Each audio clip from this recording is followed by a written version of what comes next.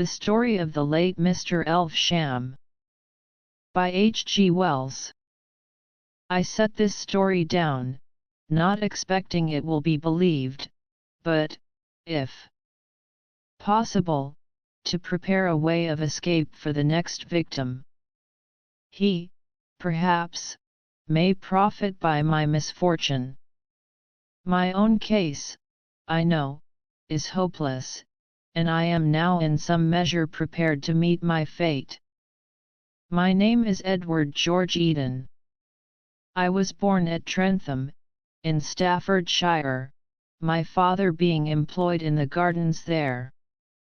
I lost my mother when I was 3 years old, and my father when I was 5, my uncle, George Eden, then adopting me as his own son.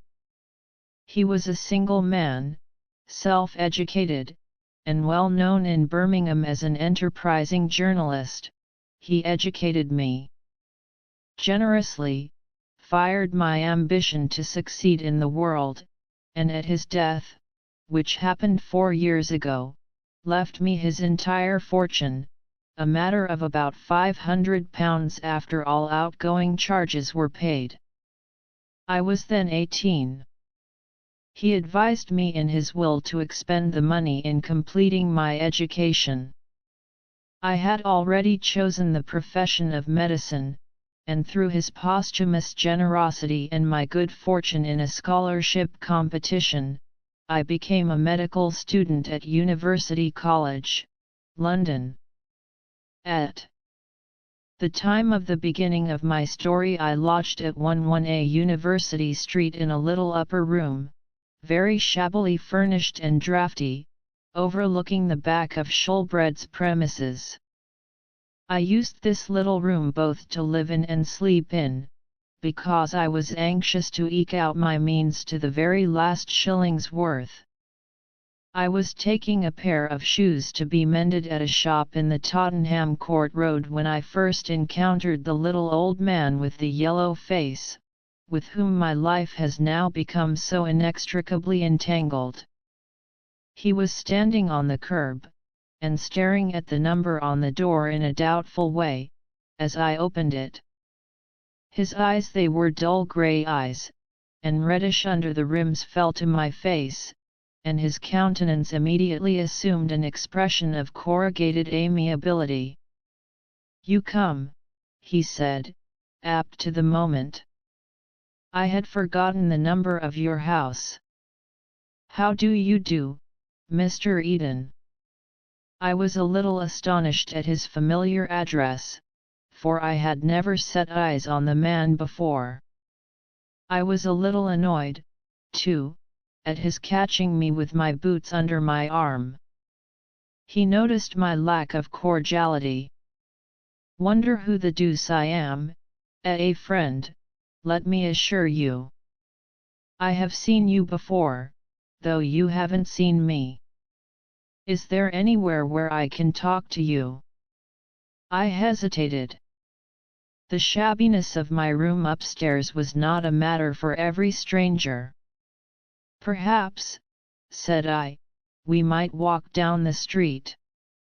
"I'm unfortunately prevented." My gesture explained the sentence before I had spoken it.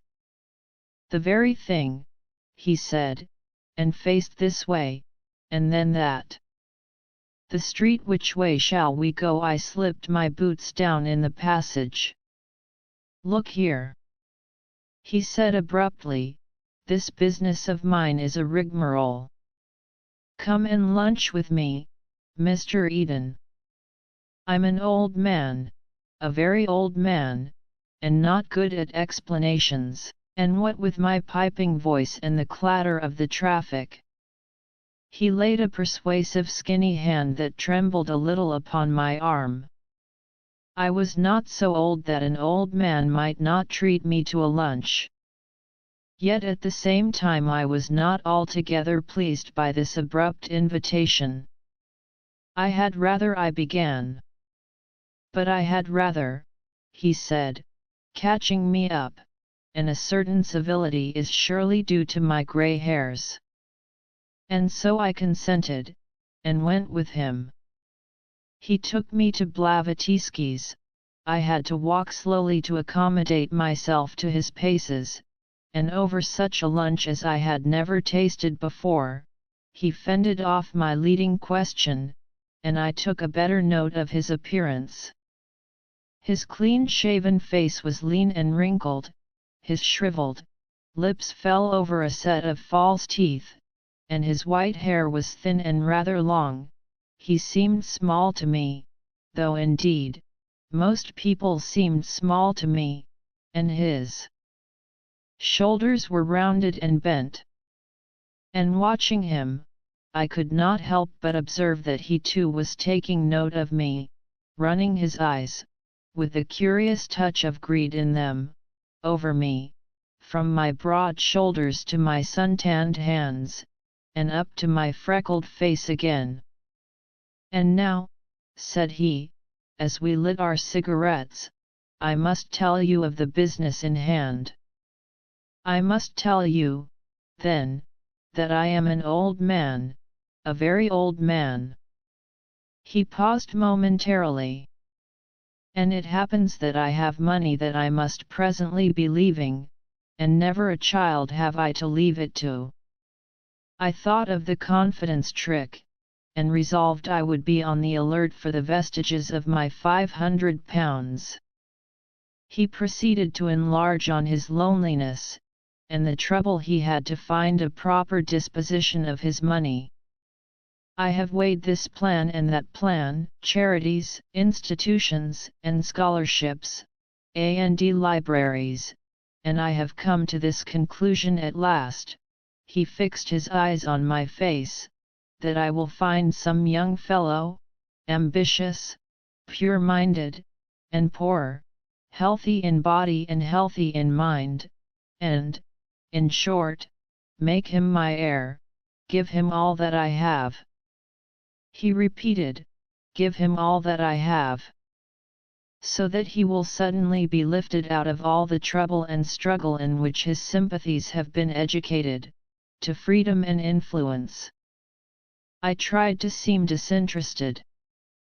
With a transparent hypocrisy I said, "And you want my help, my professional services maybe, to find that person?" He smiled, and looked at me over his cigarette, and I laughed at his quiet exposure of my modest pretense. "What a career such a man might have!" he said. "It fills me with envy to think how I have accumulated that another man may spend.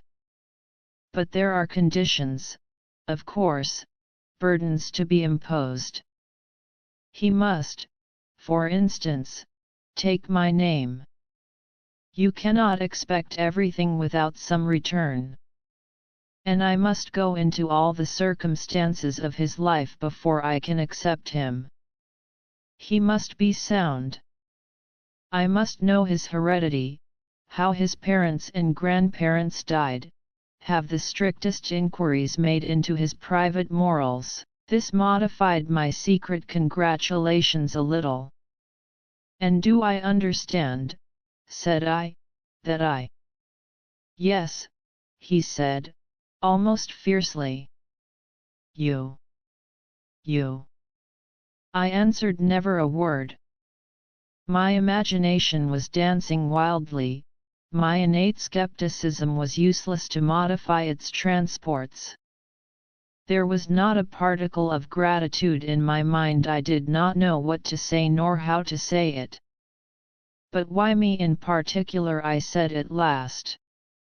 He had chanced to hear of me from Professor Hassler, he said, as a typically sound and sane young man, and he wished, as far as possible, to leave his money where health and integrity were assured. That was my first meeting with the little old man. He was mysterious about himself, he would not give his name yet, he said, and after I had answered some questions of his, he left me at the Blavatsky portal. I noticed that he drew a handful of gold coins from his pocket when it came to paying for the lunch. His insistence upon bodily health was curious. In accordance with an arrangement we had made, I applied that day for a life policy in the Loyal Insurance Company for a large sum, and I was exhaustively overhauled by the medical advisors of that company in the subsequent week. Even that did not satisfy him, and he insisted I must be re-examined by the great Dr. Henderson. It was Friday in Whitsun week before he came to a decision. He called me down, quite late in the evening, nearly 9 it was, from cramming chemical equations for my preliminary scientific examination. He was standing in the passage under the feeble gas lamp, and his face was a grotesque interplay of shadows. He seemed more bowed than when I had first seen him, and his cheeks had sunk in a little. His voice shook with emotion. "Everything is satisfactory, Mr. Eden," he said. "Everything is quite satisfactory. And this night of all nights, you must dine with me and celebrate your accession." He was interrupted by a cough. "You won't have long to wait, either," he said, wiping his handkerchief across his lips, and gripping my hand with his long bony claw that was disengaged. "Certainly not very long to wait." We went into the street and called a cab. I remember every incident of that drive vividly, the swift, easy motion, the vivid contrast of gas and oil and electric light, the crowds of people in the streets, the place in Regent Street to which we went, and the sumptuous dinner we were served with there. I was disconcerted at first by the well-dressed waiters' glances at my rough clothes, bothered by the stones of the olives, but as the champagne warmed my blood, my confidence revived. At first the old man talked of himself. He had already told me his name in the cab. He was Egbert Elvesham, the great philosopher, whose name I had known since I was a lad at school. It seemed incredible to me that this man, whose intelligence had so early dominated mine, this great abstraction, should suddenly realize itself as this decrepit, familiar figure. I dare say every young fellow who has suddenly fallen among celebrities has felt something of my disappointment. He told me now of the future that the feeble streams of his life would presently leave dry for me: houses, copyrights, investments. I had never suspected that philosophers were so rich. He watched me drink and eat with a touch of envy. "What a capacity for living you have," he said, and then with a sigh of relief, "I could have thought it. It will not be long." Said I, my head swimming now with champagne, "I have a future perhaps of a passing agreeable sort, thanks to you. I shall now have the honor of your name. But you have a past. Such a past as is worth all my future." He shook his head and smiled, as I thought, with half-sad appreciation of my flattering admiration.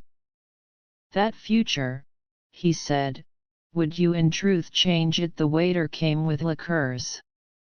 "You will not perhaps mind taking my name, taking my position, but would you indeed willingly take my years?" "With your achievements," said I gallantly.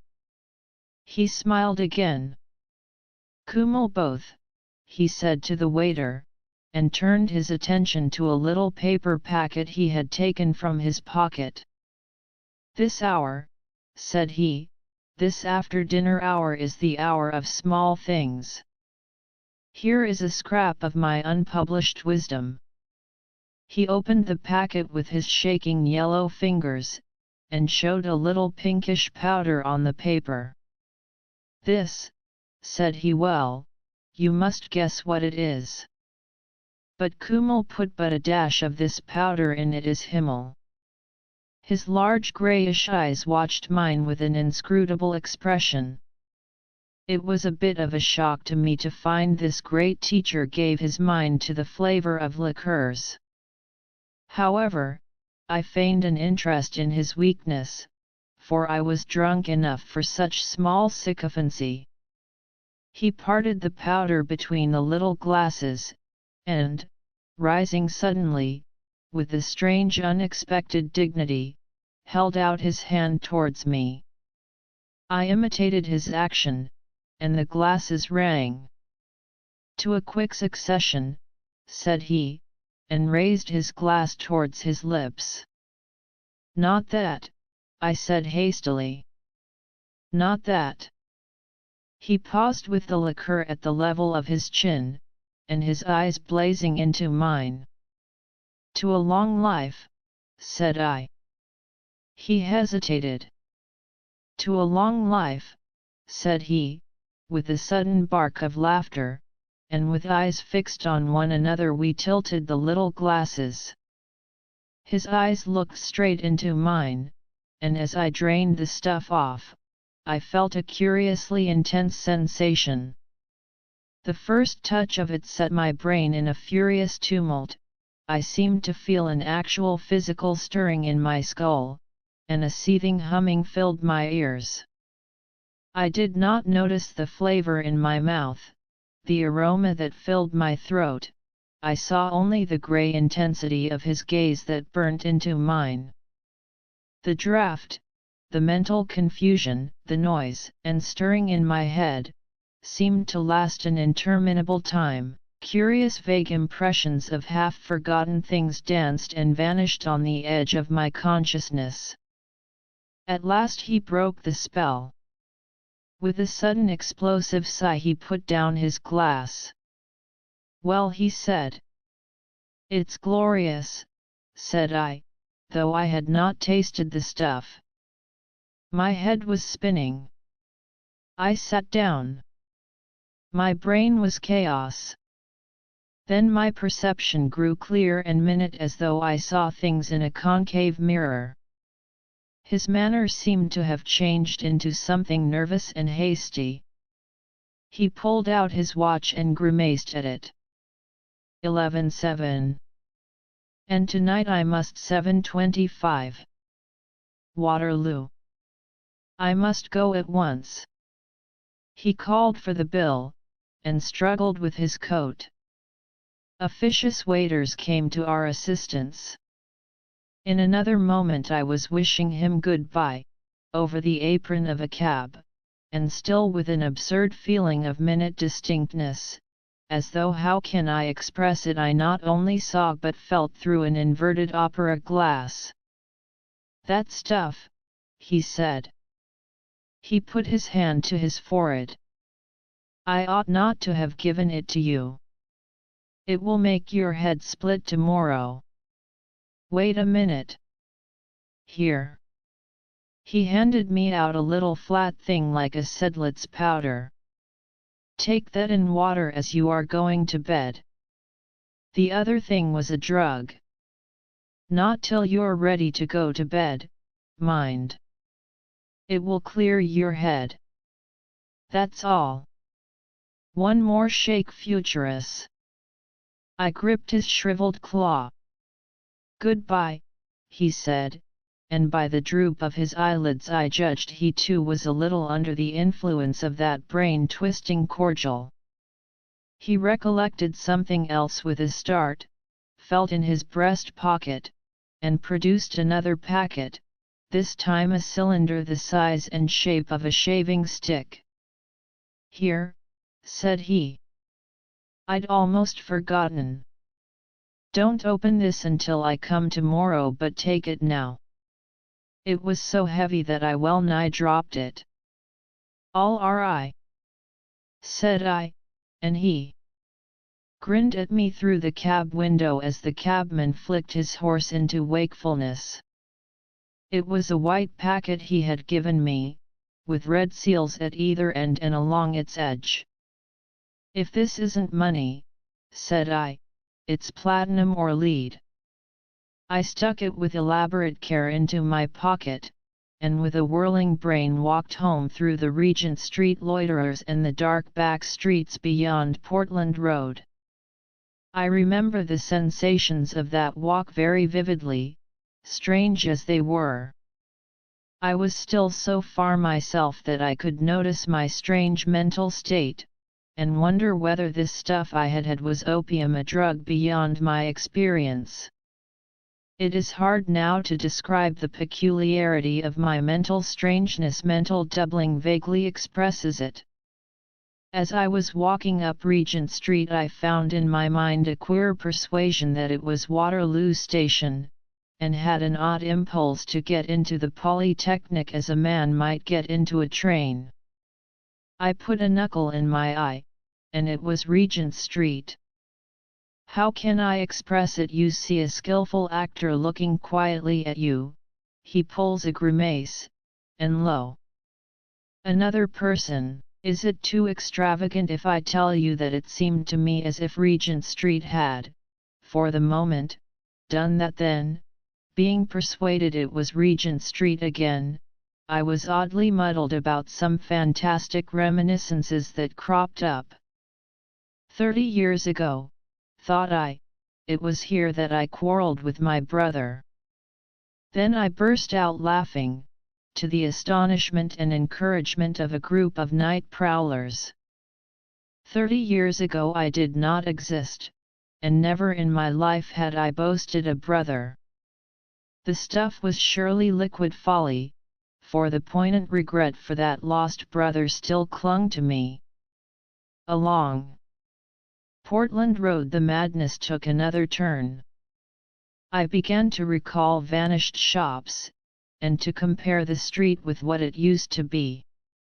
Confused, troubled thinking is comprehensible enough after the drink I had taken, but what puzzled me were these curiously vivid phantasm memories that had crept into my mind, and not only the memories that had crept in, but also the memories that had slipped out.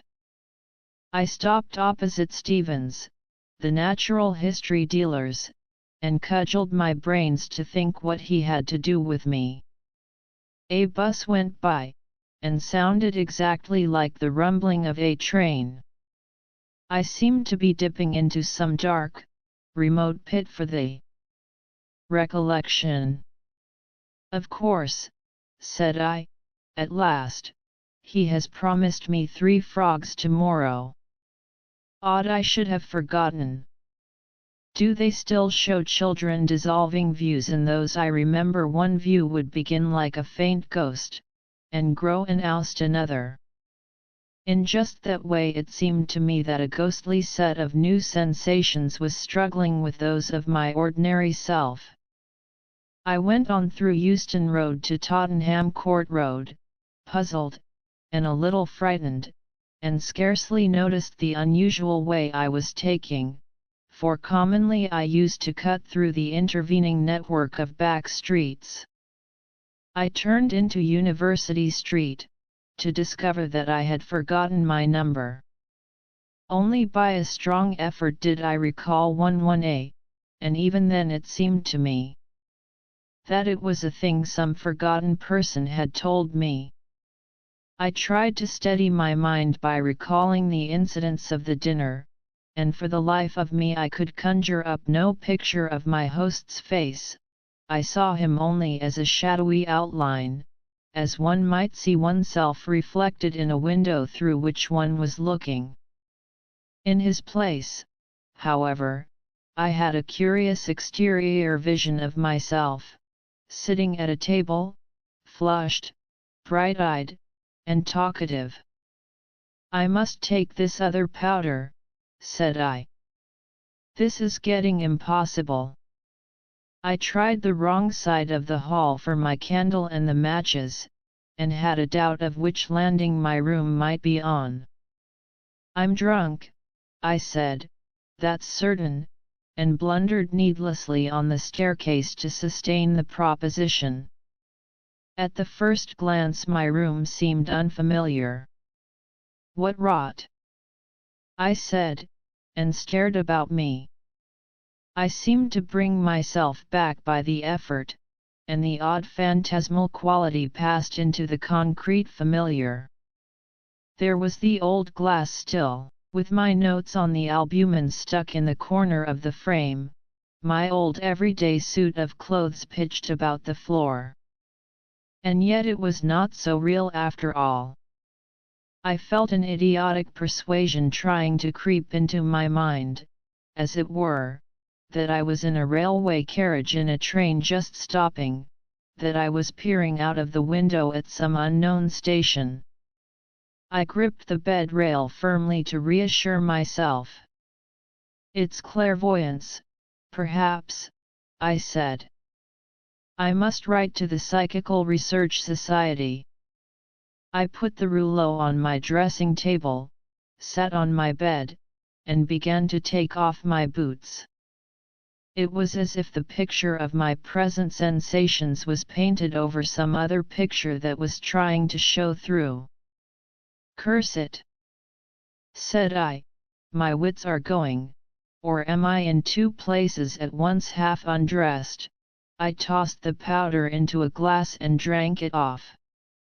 It effervesced, and became a fluorescent amber color. Before I was in bed my mind was already tranquilized. I felt the pillow at my cheek, and thereupon I must have fallen asleep. I awoke abruptly out of a dream of strange beasts, and found myself lying on my back. Probably everyone knows that dismal, emotional dream from which one escapes, awake indeed, but strangely cowed. There was a curious taste in my mouth, a tired feeling in my limbs, a sense of cutaneous discomfort. I lay with my head motionless on my pillow, expecting that my feeling of strangeness and terror would pass away, and that I should then doze off again to sleep. But instead of that, my uncanny sensations increased. At first I could perceive nothing wrong about me. There was a faint light in the room, so faint that it was the very next thing to darkness, and the furniture stood out in it as vague blots of absolute darkness. I stared with my eyes just over the bedclothes. It came into my mind that someone had entered the room to rob me of my rouleau of money, but after lying for some moments, breathing regularly to simulate sleep, I realized this was mere fancy. Nevertheless, the uneasy assurance of something wrong kept fast hold of me. With an effort I raised my head from the pillow, and peered about me at the dark. What it was I could not conceive. I looked at the dim shapes around me, the greater and lesser darknesses that indicated curtains, table, fireplace, bookshelves, and so forth. Then I began to perceive something unfamiliar in the forms of the darkness. Had the bed turned round, yonder should be the bookshelves, and something shrouded and pallid rose there, something that would not answer to the bookshelves, however I looked at it. It was far too big to be my shirt thrown on a chair. Overcoming a childish terror, I threw back the bedclothes and thrust my leg out of bed. Instead of coming out of my truckle bed upon the floor, I found my foot scarcely reached the edge of the mattress. I made another step, as it were, and sat up on the edge of the bed. By the side of my bed should be the candle, and the matches upon the broken chair. I put out my hand and touched nothing. I waved my hand in the darkness, and it came against some heavy hanging, soft and thick in texture, which gave a rustling noise at my touch. I grasped this and pulled it. It appeared to be a curtain suspended over the head of my bed. I was now thoroughly awake, and beginning to realize that I was in a strange room. I was puzzled. I tried to recall the overnight circumstances, and I found them now, curiously enough, vivid in my memory: the supper, my reception of the little packages, my wonder whether I was intoxicated, my slow undressing, the coolness to my flushed face of my pillow. I felt a sudden distrust. Was that last night, or the night before? At any rate, this room was strange to me, and I could not imagine how I had got into it. The dim, pallid outline was growing paler, and I perceived it was a window, with the dark shape of an oval toilet glass against the weak intimation of the dawn that filtered through the blind. I stood up, and was surprised by a curious feeling of weakness and unsteadiness. With trembling hands outstretched, I walked slowly towards the window, getting, nevertheless, a bruise on the knee from a chair by the way. I fumbled round the glass, which was large, with handsome brass sconces, to find the blind cord. I could not find any. By chance I took hold of the tassel, and with the click of a spring the blind ran up. I found myself looking out upon a scene that was altogether strange to me. The night was overcast, and through the flocculent grey of the heaped clouds there filtered a faint half-light of dawn. Just at the edge of the sky the cloud canopy had a blood-red rim. Below, everything was dark and indistinct: dim hills in the distance, a vague mass of buildings running up into pinnacles, trees like spilt ink, and below the window a tracery of black bushes and pale grey paths. It was so unfamiliar that for the moment I thought myself still dreaming. I felt the toilet table; it appeared to be made of some polished wood, and was rather elaborately furnished. There were little cut glass bottles and a brush upon it. There was also a queer little object, horseshoe shape it felt, with smooth, hard projections, lying in a saucer. I could find no matches nor candlestick. I turned my eyes to the room again. Now the blind was up. Faint spectres of its furnishing came out of the darkness. There was a huge curtained bed, and the fireplace at its foot had a large white mantle with something of the shimmer of marble. I leant against the toilet table, shut my eyes and opened them again, and tried to think. The whole thing was far too real for dreaming.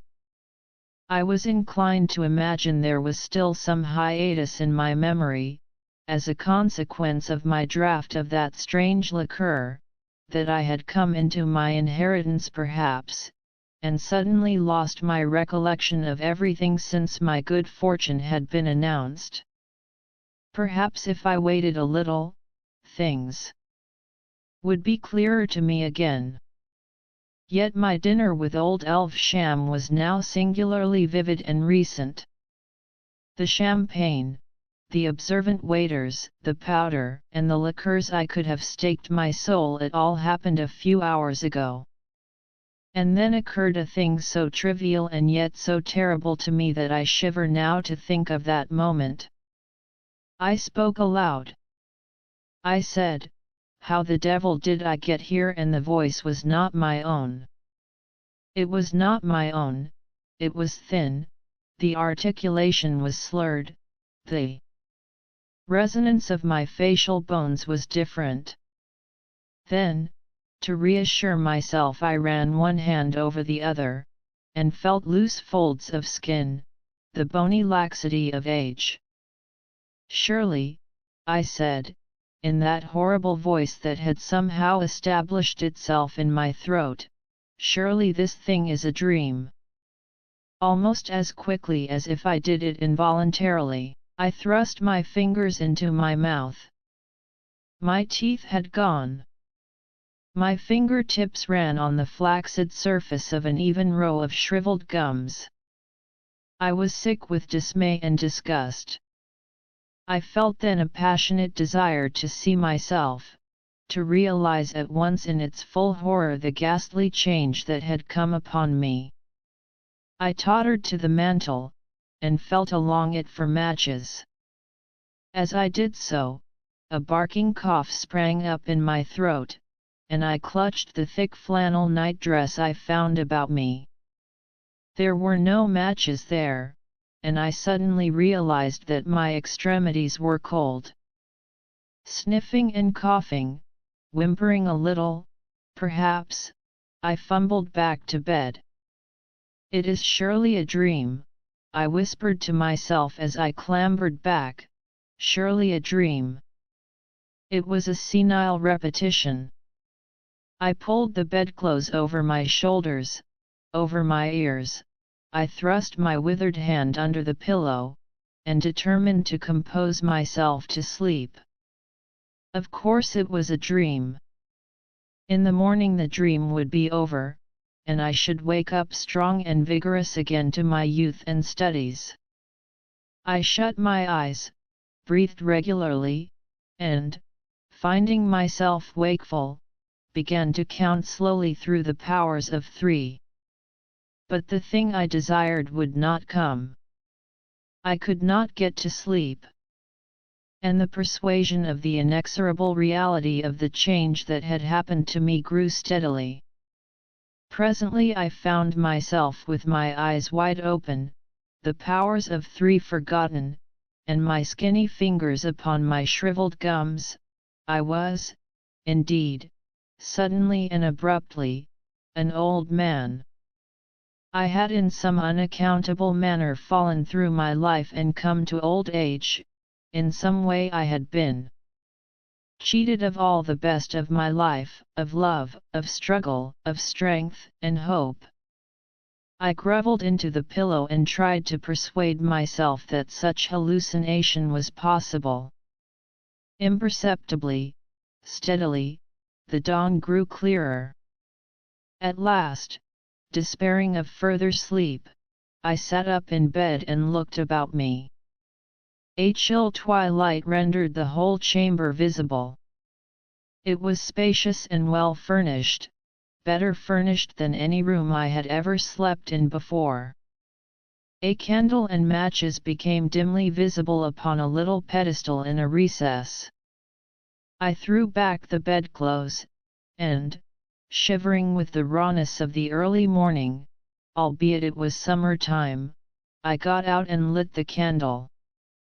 Then, trembling horribly, so that the extinguisher rattled on its spike, I tottered to the glass and saw Elvesham's face. It was none the less horrible because I had already dimly feared as much. He had already seemed physically weak and pitiful to me, but seen now, dressed only in a coarse flannel nightdress, that fell apart and showed the stringy neck, seen now as my own body, I cannot describe its desolate decrepitude. The hollow cheeks, the straggling tail of dirty grey hair, the rheumy bleared eyes, the quivering, shriveled lips, the lower displaying a gleam of the pink interior lining, and those horrible dark gums showing. You who are mind and body together, at your natural years, cannot imagine what this fiendish imprisonment meant to me.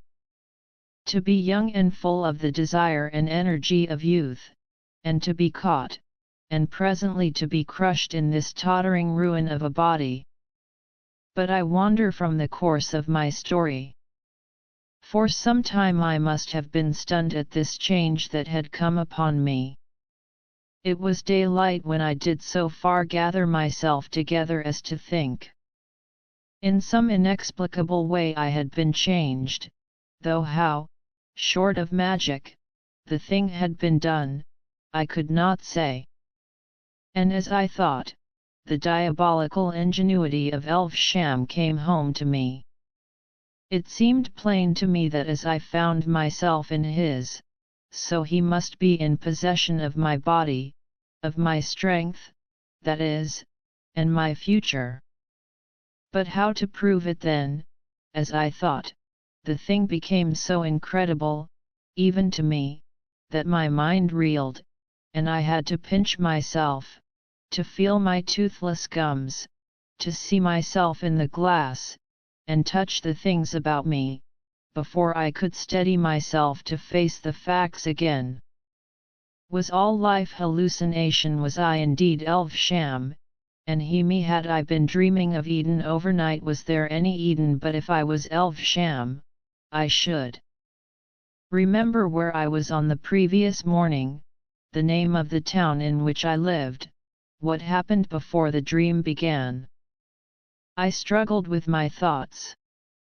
I recalled the queer doubleness of my memories overnight. But now my mind was clear. Not the ghost of any memories but those proper to Eden could I raise. This way lies insanity, I cried in my piping voice. I staggered to my feet, dragged my feeble, heavy limbs to the wash-hand stand, and plunged my grey head into a basin of cold water. Then, toweling myself, I tried again. It was no good. I felt beyond all question that I was indeed Eden, not Elvesham. But Eden in Elvesham's body. Had I been a man of any other age, I might have given myself up to my fate as one enchanted. But in these skeptical days miracles do not pass current. Here was some trick of psychology. What a drug and a steady stare could do, a drug and a steady stare, or some similar treatment, could surely undo. Men have lost their memories before. But to exchange memories as one does umbrellas. I laughed. Alas! Not a healthy laugh, but a wheezing, senile titter. I could have fancied old Elvesham laughing at my plight, and a gust of petulant anger, unusual to me, swept across my feelings. I began dressing eagerly in the clothes I found lying about on the floor, and only realized when I was dressed that it was an evening suit I had assumed. I opened the wardrobe and found some more ordinary clothes, a pair of plaid trousers, and an old-fashioned dressing gown. I put a venerable smoking cap on my venerable head, and, coughing a little from my exertions, tottered out upon the landing. It was then, perhaps, 6:15, and the blinds were closely drawn and the house quite silent. The landing was a spacious one. A broad, richly carpeted staircase went down into the darkness of the hall below, and before me a door ajar showed me a writing desk, a revolving bookcase, the back of a study chair, and a fine array of bound books, shelf upon shelf. My study, I mumbled, and walked across the landing. Then at the sound of my voice a thought struck me, and I went back to the bedroom and put in the set of false teeth. They slipped in with the ease of old habit. "That's better," said I, gnashing them, and so returned to the study. The drawers of the writing desk were locked. Its revolving top was also locked. I could see no indications of the keys, and there were none in the pockets of my trousers. I shuffled back at once to the bedroom, and went through the dress suit, and afterwards the pockets of all the garments I could find. I was very eager, and one might have imagined that burglars had been at work, to see my room when I had done.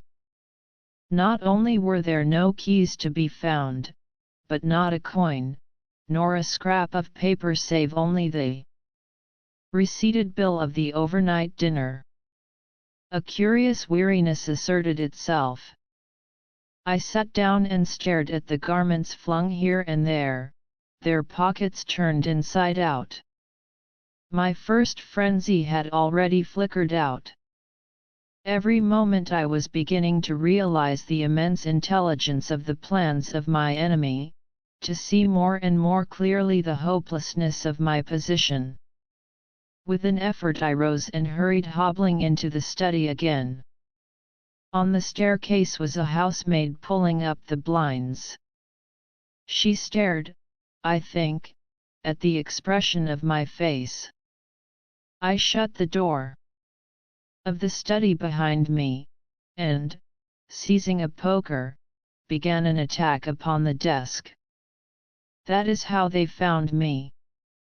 The cover of the desk was split, the lock smashed, the letters torn out of the pigeonholes, and tossed about the room.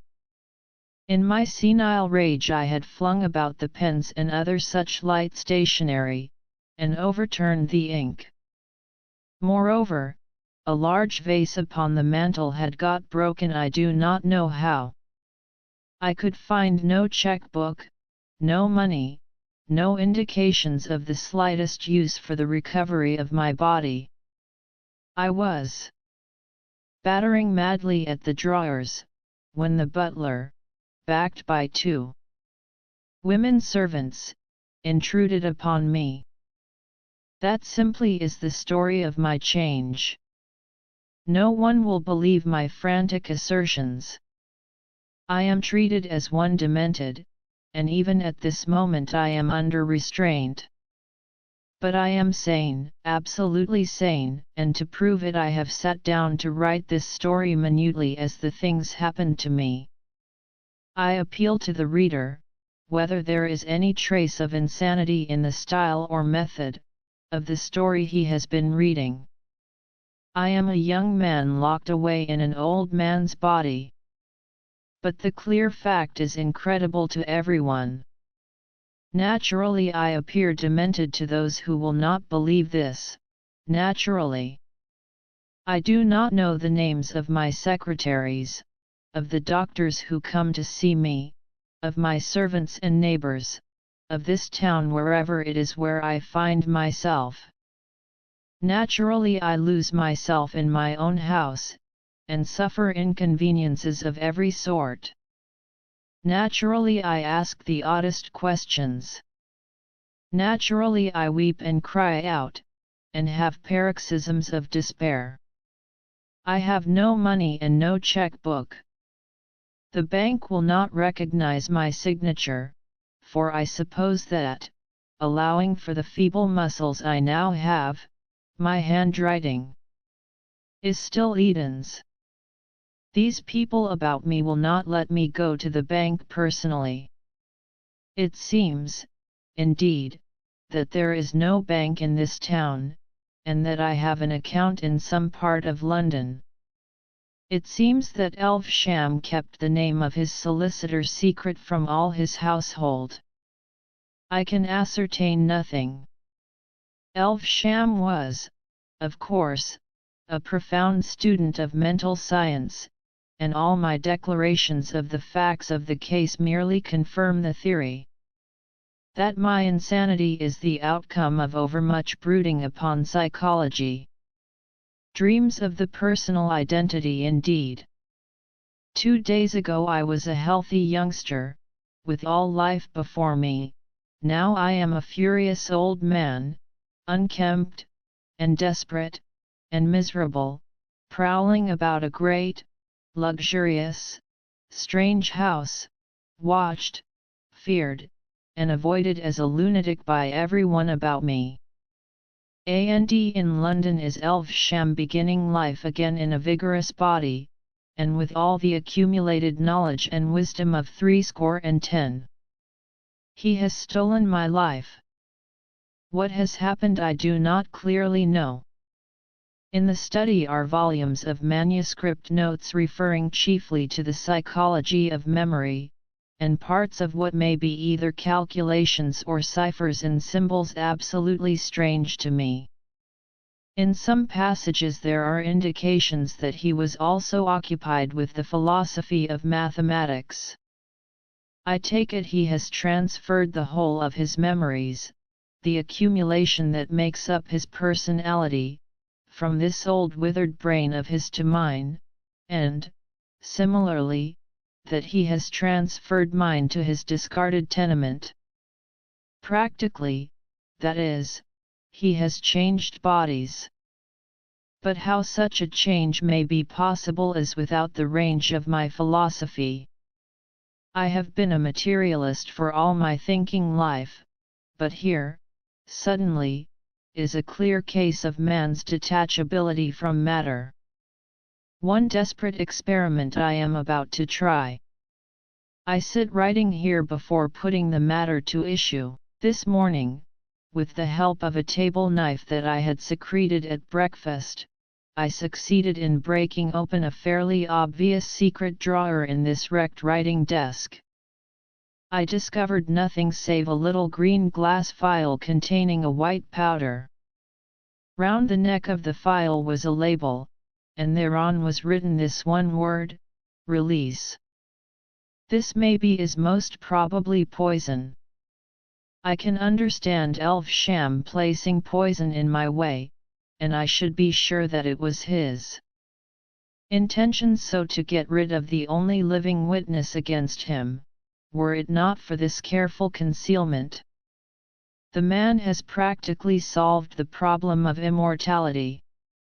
Save for the spite of chance, he will live in my body until it has aged, and then, again, throwing that aside, he will assume some other victim's youth and strength. When one remembers his heartlessness, it is terrible to think of the ever-growing experience that.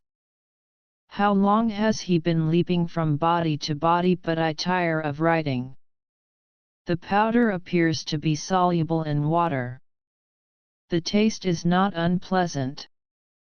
There the narrative found upon Mr. Elvesham's desk ends. His dead body lay between the desk and the chair. The latter had been pushed back, probably by his last convulsions.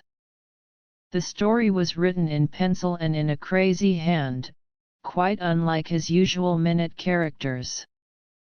There remain only two curious facts to record. Indisputably there was some connection between Eden and Elvesham, since the whole of Elvesham's property was bequeathed to the young man. But he never inherited. When Elvesham committed suicide, Eden was, strangely enough, already dead. 24 hours before, he had been knocked down by a cab and killed instantly, at the crowded crossing at the intersection of Gower Street and Euston Road. So that the only human being who could have thrown light upon this fantastic narrative is beyond the reach of questions. Without further comment, I leave this extraordinary matter to the reader's individual judgment. And subscribe to my channel to receive notifications of new audiobooks. If you liked the material, you can give it a thumbs up.